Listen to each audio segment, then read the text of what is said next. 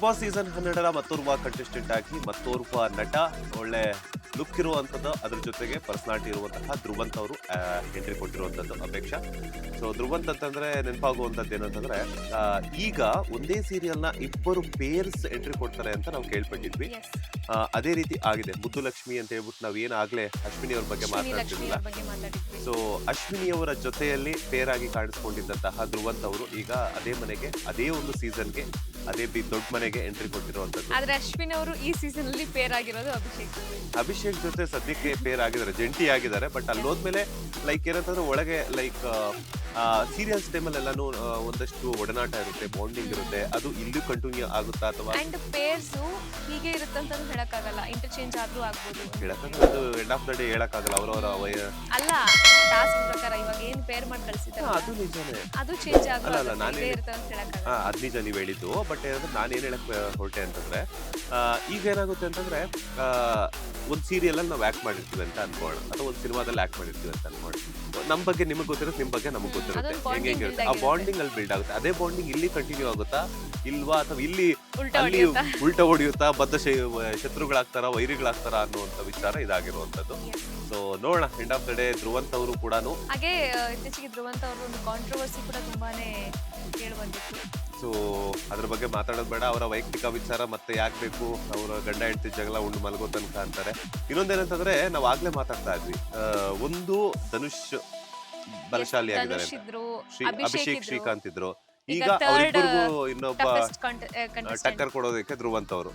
So ಇಲ್ಲಿ ಹೆಂಗಿದೆ ನೋಡಿ, ಫಿನಾಲೆಗೆ ಹೋದ್ರೂ ಡೌಟ್ ಇಲ್ಲ, ಮೂರು ಜನ ಕಂಟೆಸ್ಟೆಂಟ್ ತುಂಬಾ ಸ್ಟ್ರಾಂಗೆಸ್ಟ್ ಆಗಿರೋದ್ರಿಂದ. ಬಟ್ ಏನಂತಂದ್ರೆ ಈಗ ದೈಹಿಕವಾಗಿ ತುಂಬಾ ಬಲಶಾಲಿ ಆಗಿದ್ದಾರೆ, ಮಾನಸಿಕವಾಗಿ ಮೂರು ಜನ ಎಷ್ಟು ಮೈಂಡ್ ಗೇಮ್ ಆಡ್ತಾರೆ ಅನ್ನೋದು ತುಂಬಾ ಇಂಪಾರ್ಟೆಂಟ್ ಆಗುತ್ತೆ. ಸೊ ಒಂದಿನ ಆಡ್ಬೋದು, 2 ದಿನ ಆಡ್ಬೋದು, ಬಟ್ ಪ್ರತಿದಿನ ಆಡ್ತಿದ್ದಾಗ ಬಿಗ್ ಬಾಸ್ ಅನ್ನುವಂಥದ್ದು ಒಳ್ಳೆ ಪ್ಲಾಟ್ಫಾರ್ಮು. ಬಟ್ ಅಲ್ಲಿ ಎಲ್ಲರೂ ಕೂಡ ಕಪ್ ಗೆಲ್ಲೇಬೇಕು ಅನ್ನುವಂಥ ಒಂದು ವಿಚಾರವನ್ನು ಇಟ್ಕೊಂಡು ಹೋಗಿರೋದ್ರಿಂದ ಸೊ ಅಲ್ಲಿ ಅವ್ರವ್ರಿಗೆ ಏನೇನು ಎದುರಾಗುತ್ತೆ, ಸವಾಲುಗಳನ್ನ ಯಾವ ರೀತಿ ಫೇಸ್ ಮಾಡ್ತಾರೆ ಅನ್ನುವಂಥದ್ದು. ಸವಾಲುಗಳಂತೂ 100% ಎದುರಾಗುತ್ತೆ.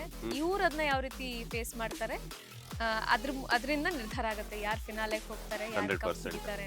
ಅಂಡ್ ಬಿಗ್ ಬಾಸ್ ಯಾರ್ಯಾರಿಗೆ ನೀವು ಹೇಳ್ದಂಗೆ ಯಾರ್ಯಾರಿಗೆ ಟಾಸ್ಕ್ ಕೊಡ್ತಾರೆ, ಹೆಂಗೆ ಕೊಡ್ತಾರೆ, ಒಂಟಿಯಾಗಿ ಹೋಗಂತವ್ರಿಗೆ ಹೆಂಗೆ, ಜಂಟಿಯಾಗಿ ಹೋದಂಥವ್ರಿಗೆ ಹೆಂಗೆ, ಅದ್ರಲ್ಲಿ ಊಟ ಯಾರ್ಯಾರಿಗೆ ಸಿಗುತ್ತೆ, ಊಟ ಯಾರ್ಯಾರಿಗೆ ಸಿಗಲ್ಲ, ನಿದ್ದೆ ಯಾರ್ಯಾರಿಗೆ, ಏನೇನು ಓವರ್ ಆಲ್. ಅದಲ್ಲದೆ ಲಾಸ್ಟ್ ಸೀಸನ್ ಅಲ್ಲಿ ಸ್ವರ್ಗ ನರಕ ಅನ್ನೋ ತರ ಕಾನ್ಸೆಪ್ಟ್ ಇತ್ತು.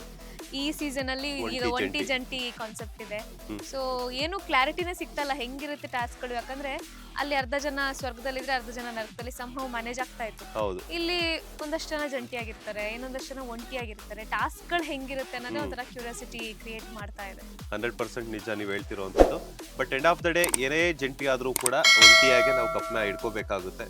ಸೊ ಹೇಳಕ್ಕಾಗಲ್ಲ, ಈ ಸೀಸನ್ ಅಲ್ಲಿ ಜಂಟಿ ಕಪ್ ಸಿಕ್ಕರು ಜಂಟಿ ಕಪ್ ಸಿಕ್ಕಿದಾಗ ಏನಾಗುತ್ತೆ ಅಂತಂದ್ರೆ ಬಿಗ್ ಬಾಸ್ ಪ್ರೈಸ್ ಬಗ್ಗೆನೂ ಕೂಡ ಯೋಚನೆ ಮಾಡ್ಬೇಕಾಗುತ್ತೆ. ಯಾಕಂತಂದ್ರೆ 50 ಲಕ್ಷ ರೂಪಾಯಿ ಅಂತಂದ್ರೆ ಅದು ನೆಕ್ಸ್ಟ್ ಸೀಸನ್ ಒಂದು ಪ್ರೈಸ್ ಮನಿಗೂ ಆಗುತ್ತೆ ಅದು. ಸೊ ಎಂಡಮಾಸ್ ಕಡೆ ಅವರು ಅದನ್ನು ಥಿಂಕ್ ಮಾಡಿರ್ತಾರೆ. ಸೊ ಈ ತರ ಇದೆ. ಎಂಡ್ ಆಫ್ ದ ಡೇ ಏನಂತಂದ್ರೆ ಇಬ್ಬರು ನಾಯಕರುಗಳ ಒಂದು ಮಧ್ಯೆ ಬಿಗ್ ಫೈಟ್ ನಡೆಯುತ್ತೆ ದೈಹಿಕವಾಗಿ ಟಾಸ್ಕ್ ವಿಚಾರದಲ್ಲಿ ಅಂತ ಅನ್ಕೊಂಡಿದ್ವಿ. ಈಗ 3 ಜನ ಧ್ರುವಂತ್ ಅವರ ಎಂಟ್ರಿ ಕೊಟ್ಟಿರೋದ್ರಿಂದನೂ ಕೂಡ ಸೊ ಧ್ರುವಂತ್ ಅವ್ರಿಗೂ ಬಾಂಡಿಂಗ್ ಆಗಿ ಅಶ್ವಿನಿ ಗೌಡ ಅವರು ಕೂಡ ಇದ್ರು, ಯಾಕಂತಂದ್ರೆ ಅವರು ಕೂಡ ಅವರೊಟ್ಟಿಗೆ ಸೀರಿಯಲ್ ಅನ್ನ ಮಾಡಿರೋದ್ರಿಂದ ಅವರು ಎಂಟ್ರಿ ಕೊಟ್ಟಿರೋದ್ರಿಂದ ಇದಾಯ್ತು. ಸೊ ಒಂದ್ ಕಡೆ ಇವರು ಇದ್ರು, ಯಾರದು ಲಕ್ಷ್ಮಿ ಅವರು ಕೂಡ, ಅಶ್ವಿನಿ ಲಕ್ಷ್ಮಿ ಅವರು. ಅಂದ್ರೆ ಇಲ್ಲಿ ಅಶ್ವಿನಿ ಅಂದ ತಕ್ಷಣ ಇಬ್ಬರು ನೆನಪಾಗ್ತಾರೆ. ಒಂದು ಅಶ್ವಿನಿ ಗೌಡ ಅವರು, ಇನ್ನೊಂದು ಅಶ್ವಿನಿ ಲಕ್ಷ್ಮಿ ಅವರು. ಸೊ ಇಬ್ಬರಿಂದನೂ ಕೂಡ ಒಬ್ರು ಅಶ್ವಿನಿ ಗೌಡ ಅವರು ತಾಯಿಯಾಗಿ ಆಕ್ಟ್ ಮಾಡಿದ್ರು ಧ್ರುವಂತ್ ಅವ್ರಿಗೆ, ಅಶ್ವಿನಿ ಲಕ್ಷ್ಮಿ ಅವರು ಪೇರ್ ಆಗಿ ಆಕ್ಟ್ ಮಾಡಿದ್ರು. ಅಶ್ವಿನಿ ಗೌಡ ಅವರು ಈಗ ಎಂಟ್ರಿ ಆಗಿದ್ದಾರೆ. ಅಶ್ವಿನಿ ಗೌಡ ಅವರು ಎಂಟ್ರಿ ಆಗಿದ್ದಾರೆ. ಮುಂದಿನ ಒಂದು ಪಾರ್ಟ್ ಅಲ್ಲಿ ಅವ್ರ ಬಗ್ಗೆನೂ ಕೂಡ ನಾವು ಡಿಸ್ಕಸ್ ಮಾಡ್ತಾ ಹೋಗೋಣ. ಎಂಡ್ ಆಫ್ ದ ಡೇ ಒಳ್ಳೆ ಟಕಾಫರ್ ಫೈಟ್ ಅಂತೂ ನಡೆಯುತ್ತೆ. ಪಂಚ ಪಾಂಡವರು ಅಂದಂಗೆ ತ್ರಿಮೂರ್ತಿಗಳ ಒಂದು ಸಂಗಮ ಆಗಿದೆ ಬಿಗ್ ಬಾಸ್ ನಲ್ಲಿ. ಸಮಾಗಮ ಸಂಗಮ ಎಲ್ಲ ಆಗಿದೆ ಬಿಗ್ ಬಾಸ್ ನಲ್ಲಿ. ಧ್ರುವಂತ್, ಅಭಿಷೇಕ್ ಆಗಿದೆ ಧನುಷ್. ಸೊ ಇವ್ರ 3 ಜನಗಳ ಮಧ್ಯೆ ಯಾವ ರೀತಿ ಟಕಾಫರ್ ನಡೆಯುತ್ತೆ, ಇವ್ರ 3 ಜನರು ಯಾವ ರೀತಿ ಬಿಗ್ ಬಾಸ್ ಗೇಮ್ಸ್ ಅನ್ನ ಅದ್ರ ಜೊತೆಗೆ ಟಾಸ್ಕ್ ಗಳನ್ನ ಆಡ್ತಾರೆ ಅನ್ನುವಂಥದ್ದು, ಯಾವ ರೀತಿ ಎಂಟರ್ಟೈನ್ ಮಾಡ್ತಾರೆ ಅದು ತುಂಬಾ ಇಂಪಾರ್ಟೆಂಟ್ ಆಗುತ್ತೆ.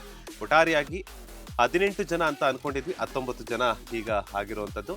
ಸೊ ಧ್ರುವಂತ್ ಅವ್ರಿಗೆ ಎಲ್ಲ ವೀಕ್ಷಕರ ಕಡೆಯಿಂದ ಹಾಗೆ ಕನ್ನಡಿಗರ ಕಡೆಯಿಂದ ಆಲ್ ದ ಬೆಸ್ಟ್. ಲೇಟೆಸ್ಟ್ ಹಾಗೂ ಇಂಟ್ರೆಸ್ಟಿಂಗ್ ಸುದ್ದಿಗಳಿಗಾಗಿ ಬಾಸ್ ಟಿವಿ ಕನ್ನಡ ಚಾನೆಲ್ನ ಸಬ್ಸ್ಕ್ರೈಬ್ ಮಾಡಿ. ಹಾಗೆಯೇ ಬೆಲ್ ಐಕಾನ್ ಪ್ರೆಸ್ ಮಾಡಿ. ಇದರ ಜೊತೆಗೆ ಫೇಸ್ಬುಕ್, ಇನ್ಸ್ಟಾಗ್ರಾಮ್, ಎಕ್ಸ್ ನಲ್ಲೂ ಮಿಸ್ ಮಾಡದೆ ಫಾಲೋ ಮಾಡಿ.